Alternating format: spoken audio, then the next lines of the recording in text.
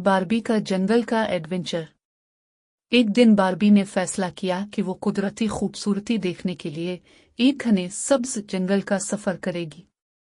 उसने अपने explorer boot पहने, गुलाबी टोपी ली और एक छोटा सा बैग साथ लिया जिसमें खाने की चीजें, नोटबुक और कैमरा था। जैसे ही वो जंगल में दाखिल हुई, उसने देखा कि हर तरफ लंबे सब्ज दरख्त हैं जिनके नीचे जमीन पर रंग बिरंगे फूल खिले हुए हैं, सुर्ख, नारंगी, नीले और गुलाबी। परिंदे चहचहा रहे थे और हवा में फूलों की खुशबू फैली हुई थी। अचानक इससे पानी के बहने की आवाज आई। ये तो किसी नदी की आवाज है, बार्बी ने खुश होकर कहा। वो आवाज का पीछा करते करते एक साफ शफाफ नदी के पास पहुंच गई।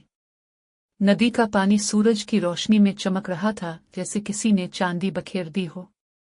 आसपास तितलियां अलिफा रही थीं और मेंढक फूलों के पत्तों पर बैठे टर कर रहे थे। बार्बी एक पत्थर पर बैठ गई और अपनी नोटबुक निकालकर कुछ लिखने लगी। अचानक दरख्तों से कुछ बंदर झूलते हुए नीचे आए।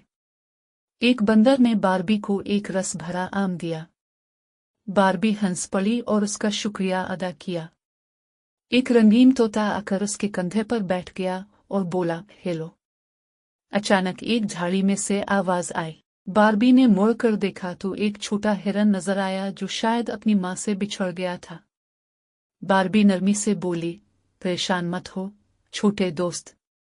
वो हिरन के पीछे चली और कुछ ही दूर जाकर उसकी मां को तलाश कर लिया। मां और बच्चे ने एक दूसरे से प्यार से सर रगड़ा और बार्बी के चेहरे पर मुस्कुराहट आ गई। जैसे जैसे सूरज गुरूब होने लगा, जंगल में सुनहरी रोशनी फैल गई। परिंदे आहिस्ता आहिस्ता नगमे गा रहे थे और सब जानवर नदी के पास आकर पानी पी रहे थे। बार्बी ने एक आखिरी तस्वीर ली और आहिस्ता से कहा, शुक्रिया मेरे जंगल के दोस्तों, ये दिन कभी नहीं भूलूंगी। फिर वो दरख्तों के बीच से वापसी की राह पर चल पड़ी, दिल में खुशी